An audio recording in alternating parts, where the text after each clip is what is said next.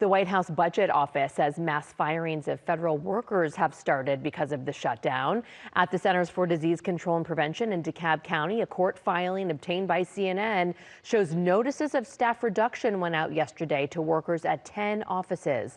The Department of Health and Human Services was one of the departments that saw the highest amount of layoffs.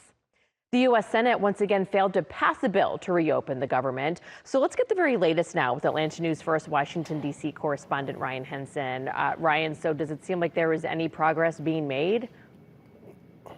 Megan, I'm starting to feel like a broken record. Both sides pretty entrenched on where they stand right now. Now, the House passed a spending bill. It's been in the Senate, like you said. It's failed multiple times. That's where things have stalled out lately. They need 60 senators to sign off on that bill or a spending bill. Right now, they're at 54. While the House, they're not really involved in what's going on. The House GOP isn't even in town. They haven't been for the duration of the shutdown.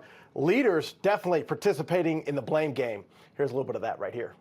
We sent over this clean document. We didn't load it up with any partisan priorities because we're not playing games here. We wanted to keep the lights on so that we can continue the appropriations process. Donald Trump can find the time to play golf, but he can't be bothered negotiating a bipartisan agreement to reopen the government.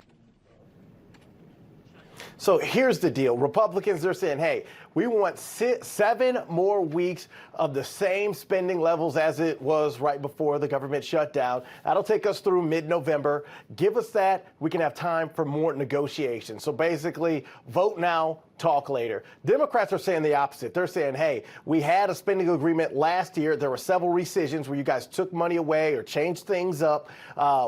We went along with that for the now. That happened since Donald Trump came into office. But they're saying, we don't trust you to keep your word if we make an agreement. But most importantly, they're saying we need guarantees on health care. They want to talk now, then vote after that. So both sides saying the opposite of right there, and both sides pretty entrenched on where they're at. Like I said, they need 60 senators right now. They're at 54. And Ryan, what are you learning about federal workers losing their jobs?